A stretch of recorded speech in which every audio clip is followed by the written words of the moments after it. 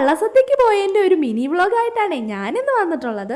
കുറെ നാളത്തെ ഒരു ആഗ്രഹമായിരുന്നു വള്ളസദ്യക്ക് പോകണമെന്നുള്ളത്. അതെന്തായാലും ഇന്ന് സാധിച്ചു. ഞങ്ങൾക്ക് ഇവിടുന്ന് ആറന്മുള അമ്പലത്തിലേക്ക് 1 hour ഡിസ്റ്റൻസേ ഉള്ളൂ. എങ്കിലും ഇതുവരെ ആ ഒരു വള്ളസദ്യക്ക് പങ്കെടുക്കാനായിട്ട് പറ്റിയിട്ടില്ലായിരുന്നു. അപ്പൊ നമ്മുടെ ഒരു റിലേറ്റീവ് ഇന്ന് അവിടെ സദ്യ നടത്തുന്നുണ്ടായിരുന്നു. അങ്ങനെയാണ് നമുക്ക് പോകാനായിട്ടുള്ള ഒരു അവസരം കിട്ടിയത്. അപ്പൊ ഇതാണ് വള്ളംകളിയും വള്ളസദ്യയൊക്കെ കൊണ്ട് ഫേമസ് ആയിട്ടുള്ള ആറന്മുള പാർത്ഥസാരഥി അമ്പലം. ഞങ്ങൾ അമ്പലത്തിനകത്ത് കയറി തൊഴുതിറങ്ങിയിട്ട് ബാക്കിയുള്ളവർ വരാനായിട്ട് വെയിറ്റ് ചെയ്ത് നിൽക്കുകയായിരുന്നു. ആ ടൈമിൽ കുറച്ച് ഫോട്ടോസും കാര്യങ്ങളൊക്കെ എടുത്തു. ഇതാണ് അമ്പലത്തിന്റെ ആ ഒരു വള്ളക്കടവ്. ഇതുവഴിയാണ് വള്ളംകളിയും കാര്യങ്ങളൊക്കെ നടക്കുന്നത്. സദ്യക്ക് മുന്നോടിയായിട്ട് വള്ളക്കാരെയൊക്കെ സ്വീകരിക്കുന്നത് ഈ ഒരു കടവിൽ വന്നിട്ടാണ്. അപ്പൊ ആ ഒരു ചടങ്ങ് കാണാൻ വേണ്ടിയിട്ടാണ് ഇത്രയും ആളുകളൊക്കെ ഇവിടെ നിൽക്കുന്നത്. സദ്യക്ക് മുന്നോടിയായിട്ട് അമ്പലത്തിന്റെ വള്ളക്കടവിൽ ചെന്നിട്ട് വള്ളക്കാരെ സ്വീകരിച്ചുകൊണ്ട് വരണം. ആ ഒരു ചടങ്ങാണ് ഈ കാണുന്നത്. ഈ ഒരു ടൈമില് വഞ്ചിപ്പാട്ടൊക്കെ പാടിക്കൊണ്ടാട്ടോ അവര് വരുന്നത്. എന്നിട്ട് സദ്യ കഴിഞ്ഞതിന് ശേഷം ഇതേപോലെ തന്നെ അവരെ തിരിച്ച് കടവിൽ കൊണ്ടുവിടുകയും വേണം. അതാണ് ഇവിടുത്തെ ചടങ്ങ്.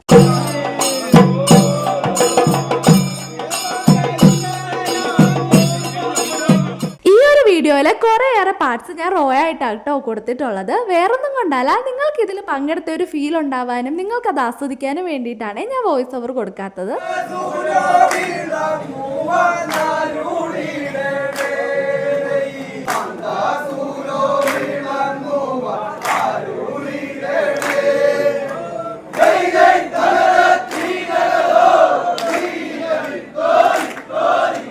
വള്ളസദ്യ വഴിപാട് ഭഗവാന് സമർപ്പിക്കുന്ന ഒരു ചടങ്ങാട്ടോ നിങ്ങളിപ്പോ കണ്ടത്. അമ്പലത്തിന് പുറത്തുള്ള ഒരു ഓഡിറ്റോറിയത്തിൽ വെച്ചായിരുന്നു ഞങ്ങളുടെ സദ്യ ഉണ്ടായിരുന്നത്. അവിടേക്ക് പോകുന്ന വഴിയിൽ നിറയെ ഫേമസ് ആയിട്ടുള്ള ആറന്മുള വാൽക്കണ്ണാടിയുടെ കടകളായിരുന്നു. അതിലൊരിടത്ത് കയറി റേറ്റിംഗ് കാര്യങ്ങളൊക്കെ തിരക്കിയിട്ട് നേരെ ഞങ്ങൾ ഓഡിറ്റോറിയത്തിലേക്ക് പോയി. അപ്പൊ ഇതാണ് ആറന്മുള വള്ളസദ്യ. 64ഓളം ഐറ്റംസ് ആണ് ഈ ഒരു സദ്യക്ക് വിളമ്പുക. വള്ളക്കാരെ ചോദിക്കുന്നതൊന്നും ഇല്ലെന്ന് പറയാൻ പാടില്ല. അതാണ് ആറന്മുള വള്ളസദ്യയുടെ ഒരു പ്രത്യേകത. ഈ ഒരു 64ഓളം ഐറ്റംസ് ഭഗവാന്റെ മുന്നിൽ സമർപ്പിച്ച് വിളക്ക് കത്തിച്ചതിന് ശേഷമാണ് നമുക്ക് പകർന്നു തരുന്നത്. കുറച്ച് ഐറ്റംസ് ഒക്കെ നേരത്തെ തന്നെ നമ്മുടെ ഇലയിൽ വിളമ്പി വെച്ചിട്ടുണ്ടായിരിക്കും. എന്നും പറഞ്ഞ് അതൊന്നും ഭഗവാന് സമർപ്പിക്കുന്നതിന് മുന്നേ തന്നെ എടുത്ത് കഴിക്കാൻ പാടില്ല.